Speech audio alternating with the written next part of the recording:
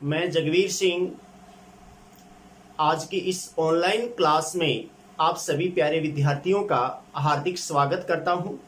सभी विद्यार्थियों को गुड मॉर्निंग, शुभ प्रभात।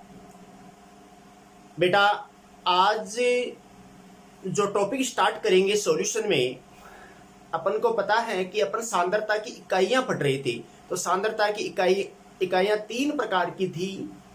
पहली अपन ने पढ़ी थी W/W मीन्स द्रव्यमान प्रति सत्ता, दूसरी पढ़ेंगे आयतन प्रति सत्ता और तीसरी पढ़ेंगे अपन द्रव्यमान आयतन प्रति सत्ता। जिनमें पहली इकाई अपन ने स्टार्ट की थी द्रव्यमान प्रति सत्ता। द्रव्यमान प्रति सत्ता क्या है वो भी मैंने आप लोगों को समझाया था और कुछ एग्जाम्पल्स के द्वारा भी समझाया था।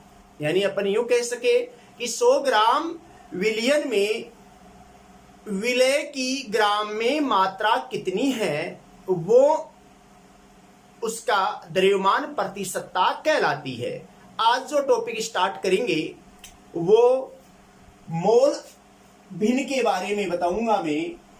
मोल भिन्न, जिसको अपन मोल फ्रैक्शन कहते हैं। मोल भिन्न, मोल अंश, मोल प्रभाज्य आदि नामों से जानते हैं। मोल भिन्न, मोल अंश, मोल प्रभाज्य आदि नामों से जाना जाता है। मोल अंश क्या है, किसे कहते हैं? मोल अंश विलयन के इकाई मोलों में उपस्थित अवयव के मोलों की संख्या, यानी विलयन के इकाई मोलों में उपस्थित अवयव के मोलों की संख्या को उस अवयव की मोल भिन्न कहते हैं। तो अगर मैं परिभाषा लिखूं, विलयन के इकाई मोलों में उपस्थित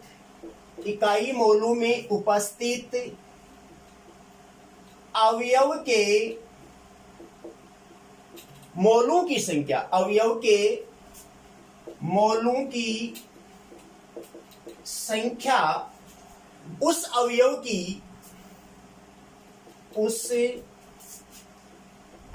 की मोल भिन्न या मोल अंश कहलाती है। मोल अंश कहलाती है, यानी विलयन के इकाई मोलों में उपस्थित अवयव के मोलों की संख्या उस अवयव की मोल भिन्न या मोल अंश कहलाती है। यानी इकाई मोल है, उनमें अपन को पता है कि जो अवयव अर्थात विलयन में दो द्विअंगी विलयन की बात कर रहे हैं तो दो अवयव हैं, एक विलय और एक विलायक। तो विलय और विलायक दोनों की मोल अंश का योग इकाई होता है। तो अपन यूं कह सकते हैं कि अपन XA प्लस XB का योग 1 होता है। तो परिभाषा समझ में आ गई होगी। विलयन के इकाई मोलों में उपस्थित अवयव के मोलों की संख्या उस अवयव की मोल भिन्न या मोल अंश कहलाती है। इसका मतलब अवयव का मोल अंश मोल भिन्न का मतलब क्या हो जाएगी कि अवयव के मोल कितने हैं, अवयव के मोल कितने हैं, उनमें कुल मोलों का भाग दे देते हैं। यानी अवयव का मोल अंश अगर ज्ञात करना है तो क्या करते हैं भाई, अवयव के कितने मोल हैं, उनमें कुल मोलों का भाग दे देंगे। अगर अवयव के मोल नहीं दिए जाए, अपन को अवयव की मात्रा दे दे ग्राम में, तो क्या करेंगे, जिस अवयव की मात्रा ग्राम में दी है उसमें उसका मोलर द्रव्यमान का भाग दे देंगे। तो उस अवयव का अपन मोल निकाल लेंगे और फिर मोल में कुल विलयन के मोलों का भाग दे देंगे, जिससे उस अवयव का मोल अंश आ जाएगा। यानी अपन यूं कहें कि अवयव के मोल, अगर अवयव के मोल ज्ञात करें तो क्या है, अवयव की मात्रा ग्राम में अपॉन अपन अवयव का मोलर द्रव्यमान, अवयव का मोलर द्रव्यमान, यानी अपन अवयव के मोल निकाले तो अवयव की जो मात्रा दे रखी है ग्राम में, उसमें अवयव का मोलर द्रव्यमान मीन्स उसके अणुभार का भाग दे देंगे। ठीक है, तो उसमें उसके मोल आ जाएंगे, फिर अपन उस मोल में कुल मोल का भाग दे देंगे तो उस अवयव का मोल अंश आ जाएगा। अपन कहें मोल अंश को अपन x से रिप्रेजेंट कर सकते हैं। अब देखो यहां पर अपन समझे, मैं कहूं अपन द्विअंगी विलयन की बात करूं तो विलयन में क्या है, विलय प्लस विलायक, विलय प्लस विलायक दो अवयव उपस्थित हैं। विलय को अगर मैं a से रिप्रेजेंट कर दूं और विलाय को अगर मैं b से रिप्रेजेंट कर दूं, अपने विलय को a से रिप्रेजेंट कर दूं और विलाय को b से रिप्रेजेंट कर दूं, मैं कहूं अपन, इसका मतलब मैं यह कहूं जैसे मोल, अपन मोल, अब माना कि विलय के मोल क्या है Na और विलाय के मोल क्या है Nb है। ठीक है ना, अपन विलय के मोल Na और विलाय के मोल Nb अपन ने मान लिए।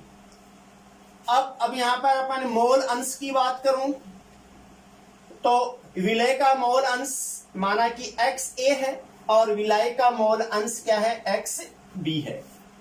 तो मैं बात करूं यहां जो कुल मोल है तो विलयन में अपन विलय और विलाय के मोलों को जोड़ देंगे, अपन विलय और विलाय के मोलों को जोड़ देंगे तो क्या आ जाएगा, विलयन के कुल मोल आ जाएगा। तो मैं लिखूं यहां विलयन के कुल मोल, तो कुल मोल क्या है यहाँ Na plus Nb, Na plus Nb क्या आ गया यहाँ, विलयन के कुल मोल आ गए, विलयन के कुल मोलों की संख्या आ गई। अब मैं कहूं कि अपन अगर किसी का भी मोल अंश ज्ञात करना है, जैसे मानिए विलय का मोल अंश ज्ञात करना है तो विलय के मैं कहूं यहां विलय का मोल अंश, मोल भिन्न ज्ञात करनी है तो क्या करूंगा मैं, यहां विलय के मोल कितने हैं Na है, कितने भाई है, विलय के मोल कितने हैं Na, तो मैं यहां Na लिख दूं अपॉन विलयन के कुल मोल कितने हैं Na प्लस Nb, तो यहां Na प्लस Nb।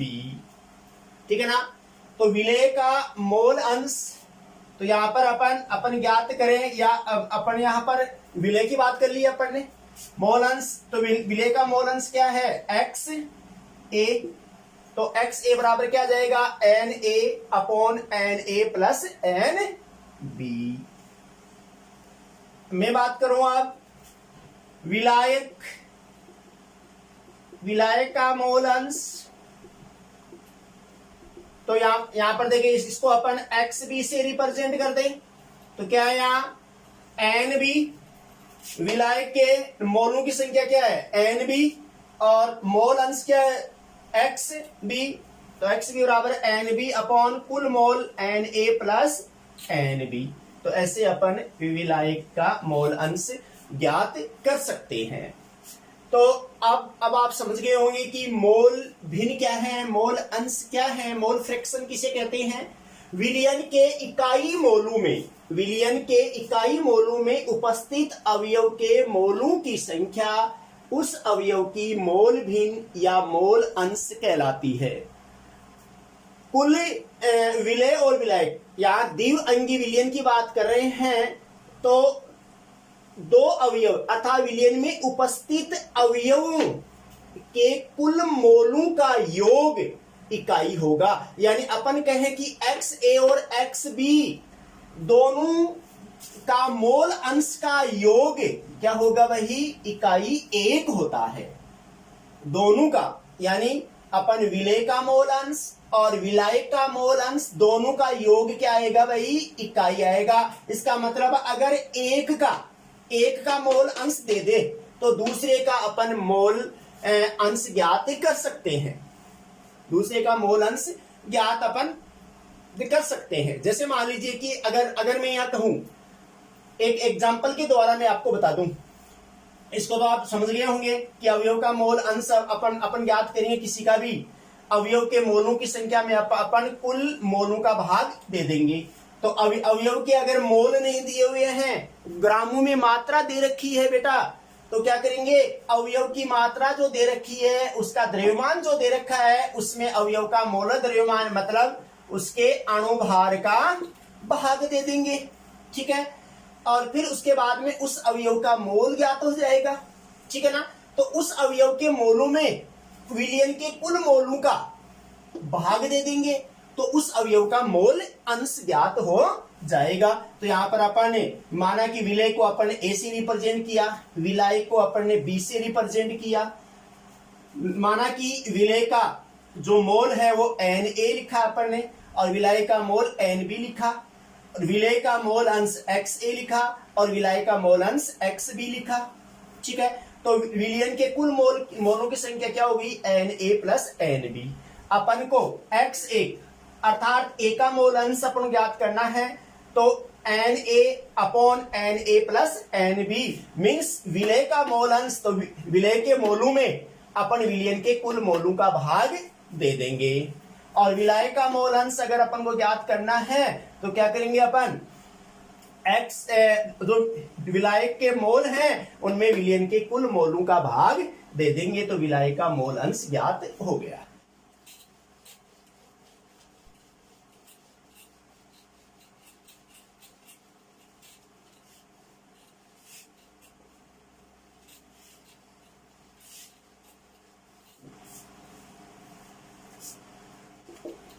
ज्ञात करो, मोल भी ज्ञात करो, ये कोई मैंने लिखा है। तो यहां दिया हुआ क्या है बेटा, दिया हुआ NaOH के मोल भिन्न यानी विलय के मोल भिन्न दे रखे हैं, जिसको XA से प्रदर्शित करते हैं, XA से प्रदर्शित करते हैं। इसका मान दे रखा है 0.2 मोल। यहां पर इसका मोल अंश क्या दे रखा है, 0.2। तो अपन को विलायक मीन्स जल का मोल अंश ज्ञात करना है, XB का मान ज्ञात करना है। तो देखो विलय और विलायक दोनों के मोल अंश का योग कितना होता है, एक होता है, इकाई होता है। तो दिया हुआ XA का मान दिया हुआ है अपन को 0.2 प्लस XB ज्ञात करना है बराबर 1। तो क्या करूं मैं, XB बराबर क्या हो जाएगा, 1 में से 0.2 को घटाएंगे तो कितना आ जाएगा 0.8। तो XB का मान मीन्स जले विलायक का मोल अंश कितना आ गया 0.8। तो कहने का मतलब इसमें अपन को XA का मान दे रखा है तो XB का मान ज्ञात कर लिया। ठीक है ना, तो इन दोनों में से किसी एक का मान दिया हो तो एक मान अपन आसानी से ज्ञात कर सकते हैं। एक एग्जांपल और ले लूं बेटा, मैं एक उदाहरण के द्वारा और समझा दूं।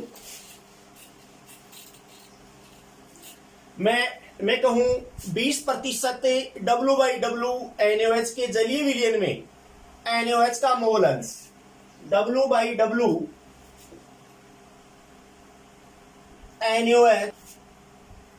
NaOH का जलीय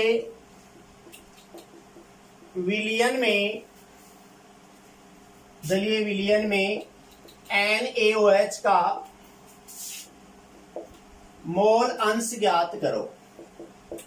मोल अंश ज्ञात कीजिए। देखो बेटा 20% का मतलब क्या हो गया कि 20 ग्राम NaOH 100 ग्राम विलयन में उपस्थित है, यह तो हुआ कि नहीं हुआ?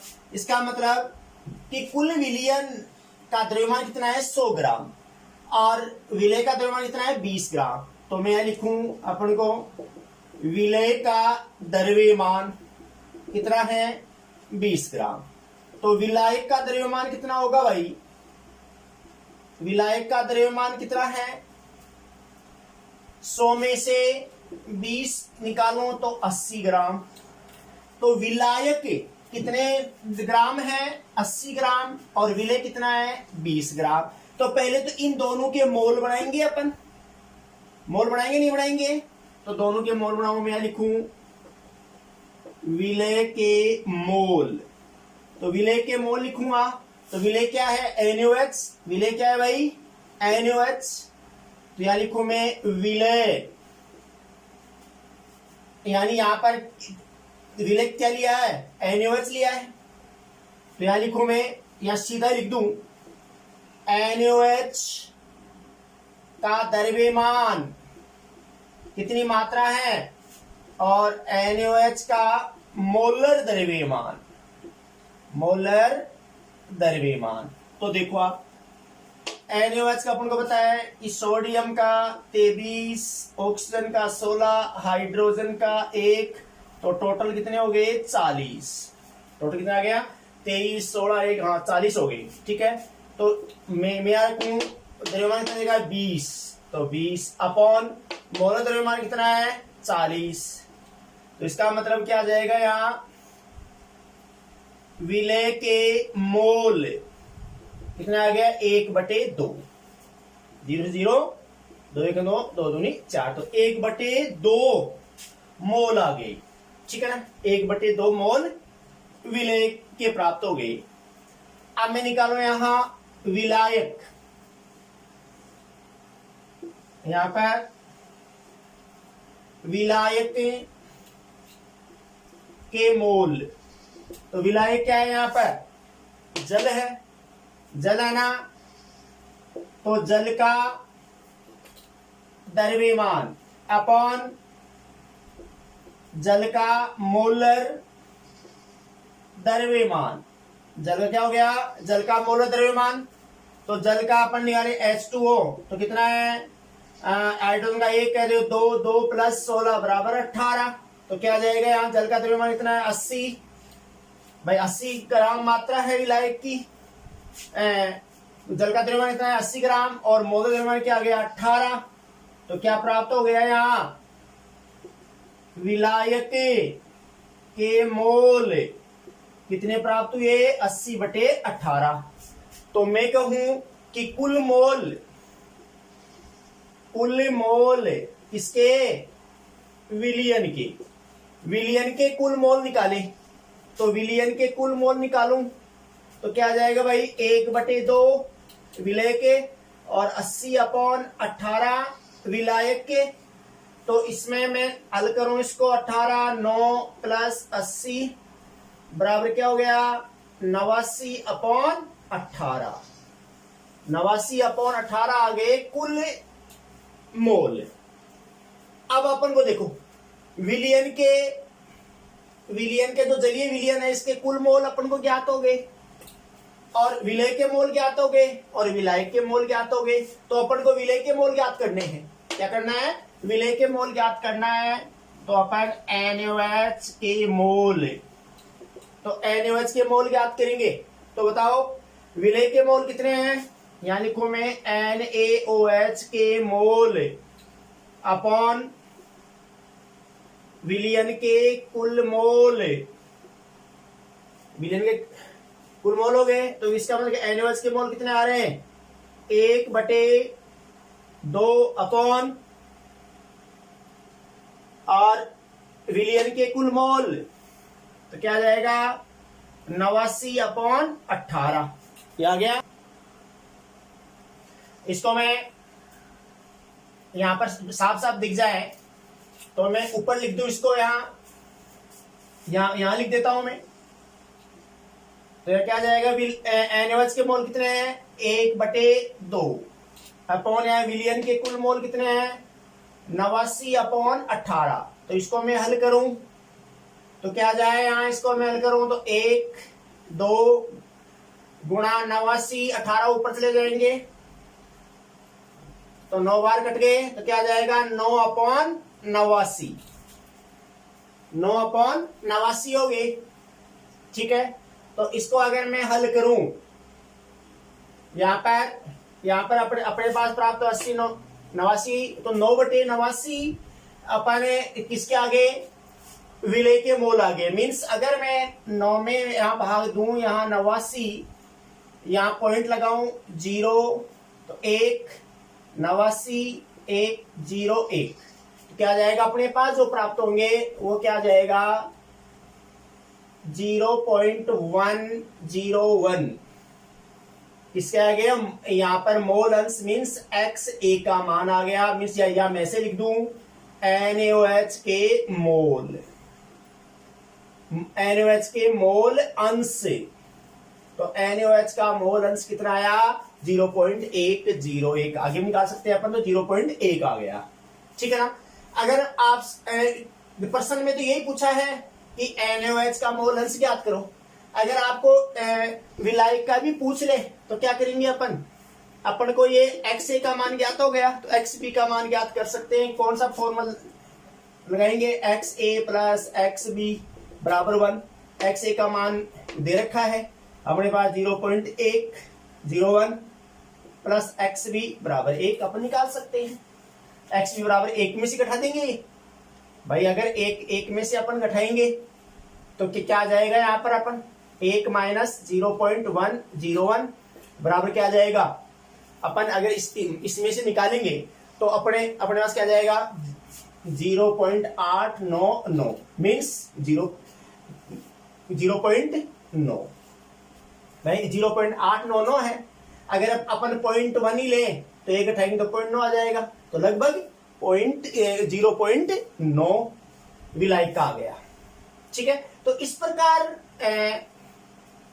बेटा अपन मोल अंश ज्ञात कर सकते हैं। मैंने कोशिश की है एग्जाम्पल के द्वारा आप लोगों को समझाने की और शायद समझ में आया होगा। तो आज की क्लास में प्यारे विद्यार्थियों मैंने मोल अंश के बारे में बताया है, मोल भिन्न के बारे में बताया, इसकी परिभाषा बताई है, इसके सूत्र बताया है और ये 2 उदाहरण लेकर के मैंने समझाया है। और आशा करता हूं कि आप लोगों के ये समझ में आएगा। आज की इस ऑनलाइन क्लास में जो मैंने पढ़ाया है ये समझ में आएगा और आप ध्यान से इसको वीडियो को देखोगे तो जहां तक मैं समझता हूं कि आप लोगों के मोल अंश समझ में आ जाएगा। फिर भी अगर कहीं कोई समझने में प्रॉब्लम हो, समझ में नहीं आए तो आप कमेंट्स के द्वारा हमें अवगत करवाओ, ताकि हमें पता चले कि बच्चों के इस मोल अंश में दिक्कत है या किसी अन्य टॉपिक्स में समझने में प्रॉब्लम है, तो वो बेटा दोबारा समझाने की कोशिश करूंगा। सभी प्यारे विद्यार्थियों को बहुत बहुत धन्यवाद और आग्रह करूंगा कि जगवीर केमिस्ट्री क्लासेस को सब्सक्राइब करें। धन्यवाद।